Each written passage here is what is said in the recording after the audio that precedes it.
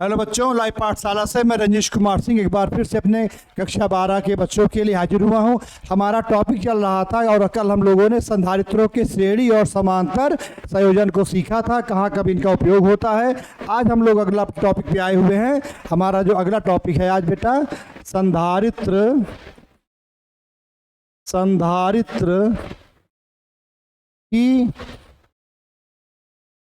संधारित्र की स्थितिज ऊर्जा, potential energy of a capacitor. तो बेटा पिछले आपने चालक में सीखा है। चालक के लिए आपने क्या सीखा? U बराबर हाफ QB, दूसरा फार्मूला हाफ CB स्क्वायर और तीसरा formula half Q square upon C। इसे कहते हैं चालक की वैद्युत स्थितिज ऊर्जा। तो बेटा हमारा संधारित्र भी क्या है? चालक ही तो है। ऐसा चालक जिसमें हमने उसके आकार आकृति का रूप बदले बिना हमने उसको घटा के, छोटा करके, बढ़ा के, कुछ भी ऐसा परिवर्तन ना करके मैंने उसकी धारिता को बढ़ा दिया। कैसे? उसके विभव को मैंने कम कर दिया। कैसे कम कर दिया? उसके बगल में उसी के जैसा एक समरूप दूसरा चालक लाया, उसको पृथ्वी से जोड़ दिया, तो अपने ऊपर वाले आवेश पर तो काम कर ही रहा था। अब जो दूसरा वाला उसके समीप चालक रखा है और उसके अंदर जो ऋण आवेश आया है उसको भी बैलेंस करके वो बचा के रखा है। तो वहाँ भी काम हुआ, वहाँ भी काम हुआ। तो इस तरह से उसमें विभव घट के विभवांतर के रूप में आ जाता है। तो यही डेरिवेशन बेटा यहाँ भी आएगा, वो थोड़ा सा चेंज हो जाएगा, वर्डिंग में चेंज हो जाएगा, बाकी पूरा डेरिवेशन का बेटा प्रोसेस वही है। तो चालक की वैद्युत स्थितिज ऊर्जा का सूत्र आप याद रखेंगे, उसी के तरीके से हम इसको जस्ट अभी जल्दी से प्रूव करेंगे।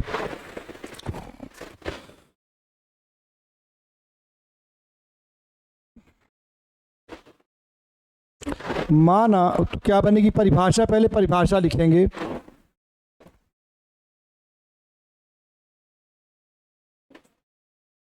जब संधारित्र को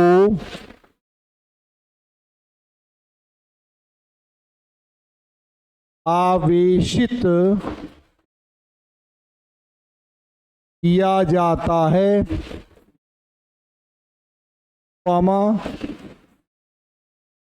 तो बाह्य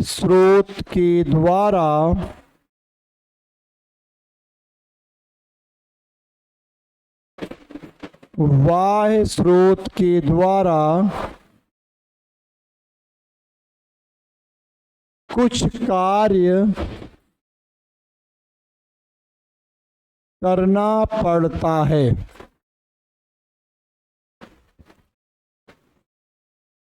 यही कार्य संधारित्र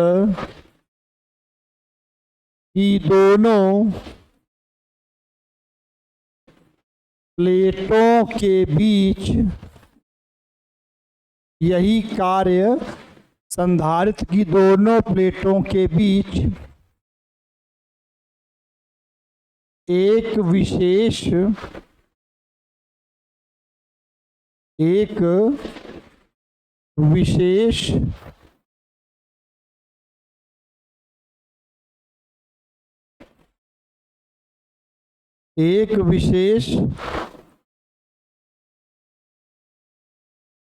ऊर्जा के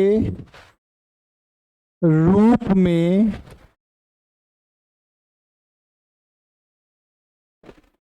संचित हो जाता है,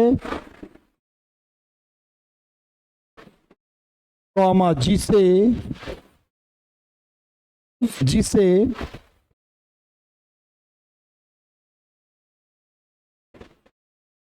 संधारित्र की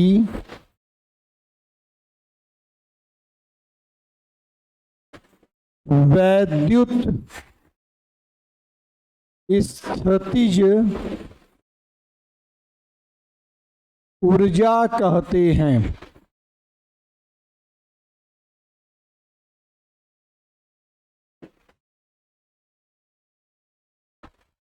इसे आप ऊर्जा कहते हैं।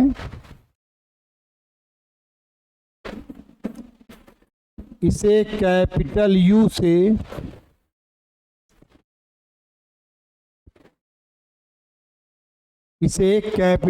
से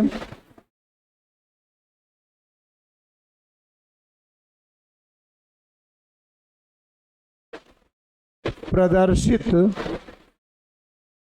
करते हैं।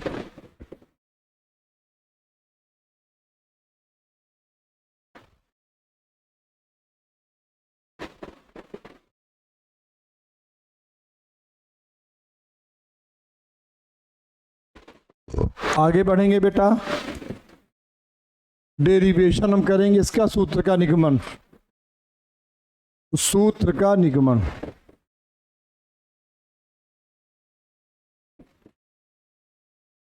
ध्यान दो,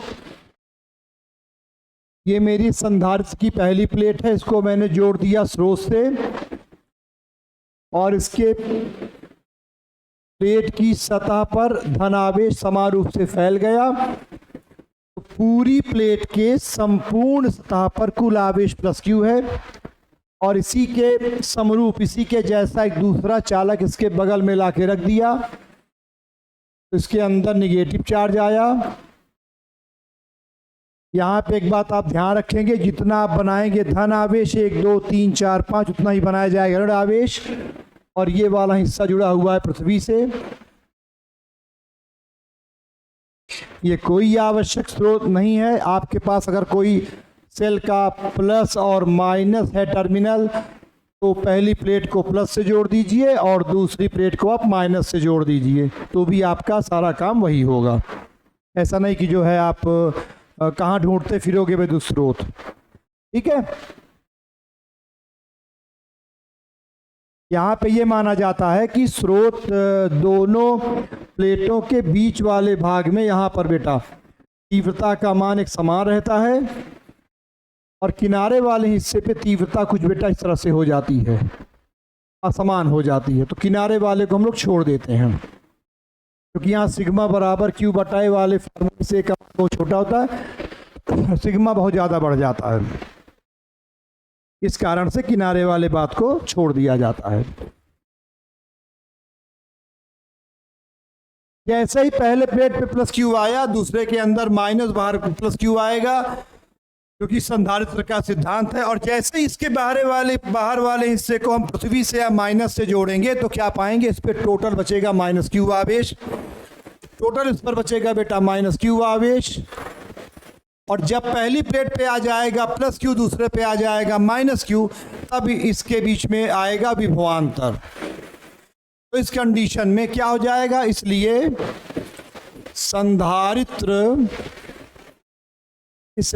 संधारित्र की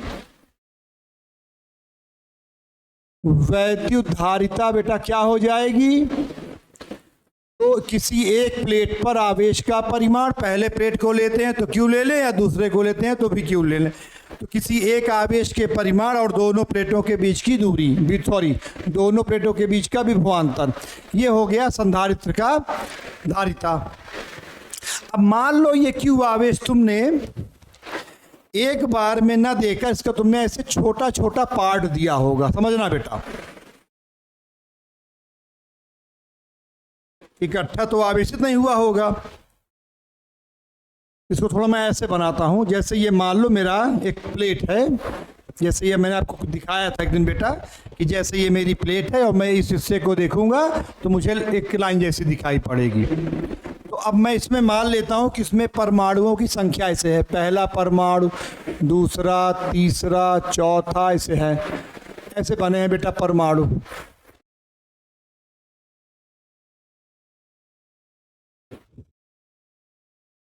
ये सब बराबर आकार के हैं, मेरे छोटे बड़े बने जैसे छोटे बड़े सब बराबर आकार के होंगे, क्यों, क्योंकि सब एक ही पदार्थ के हैं।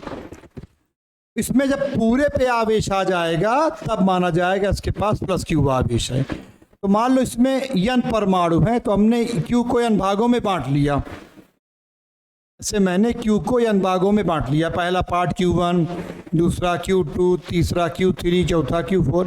तो जब पहला पार्ट गया q1,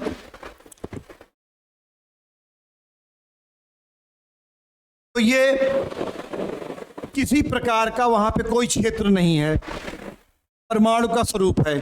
केवल इलेक्ट्रॉन को बाह्य कक्षा में जाने के लिए ऊर्जा होनी चाहिए। वो अपनी कक्षा में जाके बैठ गया। अब जब अपनी कक्षा में जाके बैठ गया तो अन्य इलेक्ट्रॉन को जाने में प्रतिकर्षण के विरुद्ध कार्य करना पड़ेगा। वहां से इलेक्ट्रॉन को निकाल लिया तो धन क्षेत्र आ जाएगा, तो औरों को निकालेंगे तो आकर्षण के विरुद्ध कार्य करना पड़ेगा। तो मान लो पहले पे आ गया +Q1 आवेश, इसके संगत विभव आ गया V1। ऐसे दूसरा दिया गया होगा +Q2 आवेश, इसके संगत विभव आ गया V2। ऐसे बढ़ते चले गए आवेश, विभव भी बढ़ता चला गया। तो मान लो इसी क्रम में मैं यहाँ पर पहुँचा, इसको थोड़ा डार्क कर दे रहा हूँ, एकदम पूरा डार्क कर दे रहा हूँ। आवेशों के देने की प्रक्रिया में मैं एक क्रम में यहाँ पहुँचा, तो मैंने मान लिया कि इस आवेश का मान है dq। ठीक, इस आवेश का मान है dq। ये आवेश इतना छोटा है बेटा, इतना छोटा है कि इसको देते समय अगर इस दौरान हमारा विभव रहा होगा b, यानी यहां तक कुल देने के बाद हमारा विभव b हो गया है, तो इस छोटे से आवेश को देने में उस विभव में किसी प्रकार का कोई परिवर्तन नहीं आया होगा। जैसे इसको आप ऐसे भी समझ लो, पिछले वीडियो मैंने बताया भी था कि जैसे एक बाल्टी पानी भरी है और उसमें आप एक ड्रॉप पानी और डाल दो या एक ड्रॉप पानी और निकाल दो, तो आप पाएंगे कि उसमें पानी के आयतन में कोई प्रभाव नहीं आएगा। कन्फर्म? तो इस छोटे से आवेश को देने में हमें कार्य करना पड़ा W। तो लिखोगे माना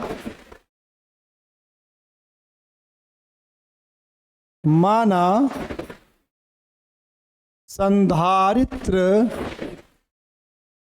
को dq आवेश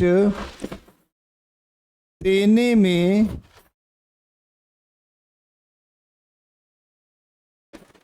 किया गया कार्य dw है, जबकि v बराबर कांस्टेंट है। यद्यपि v बदल जाएगा, लेकिन यहाँ पर इतना छोटा आवेश हमने लिया है कि इस आवेश को देने पर उसके विभव में किसी प्रकार का कोई परिवर्तन नहीं आ रहा है। तो dw का मान क्या हो जाएगा? इसलिए dw बराबर हो जाएगा v इंटू dq। अब b का उठा लो यहाँ से मान, तो b का मान आ जाएगा dw बराबर q/c। यहाँ चाहो तो लिख दोगे, चाह चूंकि v बराबर q/c, कहाँ? समीकरण फर्स्ट से। इसलिए 0 से q आवेश, 0 से q आवेश देने पर किया गया कुल कार्य, तो W बराबर हो जाएगा, ऐसे छोटे छोटे कार्यों को जोड़ देंगे अब तक 0 से Q तक dW का उठा के यहाँ से बेटा मान रख देंगे। बिल्कुल वही डेरिवेशन है जो चालक में था, कहीं से कोई फर्क नहीं आता। T पर कोई बेटा प्रभाव नहीं पड़ेगा।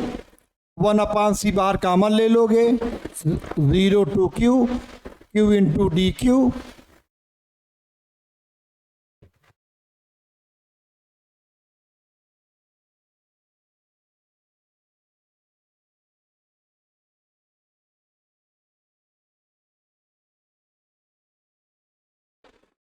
क्या आया था मेरा?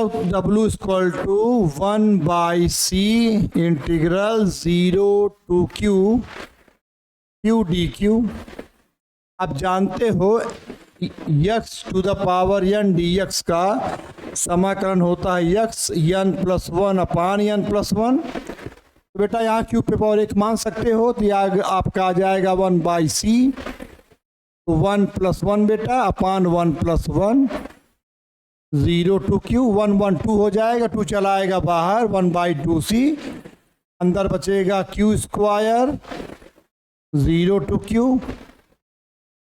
Upper limit minus lower limit. तो W का इक्वेशन आ गया बेटा हमारा, W बराबर, ये W बराबर आ गया Q square 1/2 Q square upon C, इतना जूल। परिभाषा में मैंने क्या लिखा था, इसी कार्य को हम कहते हैं वैद्युत स्थितिज ऊर्जा। इसलिए परिभाषा से, यहाँ परिभाषा का मतलब हुआ वैद्युत स्थितिज ऊर्जा की परिभाषा, तो U बराबर W हो जाएगा। तो जो मान W का आया वही मान U का हो जाएगा, Q square upon C joule. बाकी के दोनों मान आपके ये हो जाएगा हाफ CV स्क्वायर, और एक मान आपका आ जाएगा, एक वैल्यू आपकी आ जाएगी U बराबर 1/2 Q इंटू V जूल। आवश्यकता के अनुसार तीनों सूत्रों का निगमन करेंगे। ये आपका बेटा डेरिवेशन हो गया।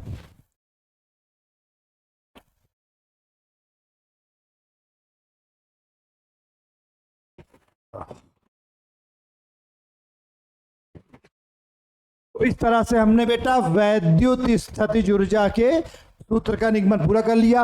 अब हमारा बेटा जो अगला टॉपिक होगा वो आएगा परावैद्युत पदार्थ। यानी हमारे पास दो विशेष प्रकार के अणु होते हैं, ध्रुवीय अणु और अध्रुवीय अणु। ध्रुवीय अणुओं में हमारा क्या क्या आता है, ध्रुवीय अणुओं में हमारा क्या क्या आता है, ध्रुवीय अणु में हमारा क्या क्या आता है, जैसे HCl, NaCl, H2O, और अध्रुवीय अणु में जैसे Cl2, H2O2। ठीक है, तो इस तरह से अब हम आगे जो है परावैद्युत पदार्थों को समांतर प्लेट संधारित्र के बीच रखकर और ये सीखेंगे कि कैसे वहाँ पे हमारा ध्रुवण की क्रिया होती है, कैसे वहाँ पे हमारा आता है प्रेरित आवेश, और वो कैसे हमारे समांतर प्लेट संधारित्र की धारिता को बढ़ाता है। तो बेटा इसी के साथ आज का वीडियो यहाँ समाप्त होता है। कल हम नई ऊर्जा के साथ फिर से आगे बढ़ेंगे, और आप लोग अच्छे से पढ़िएगा। जहाँ जो भी टॉपिक होगा उसे तुरंत आप लिंक पर भेजिएगा। थैंक यू बेटा।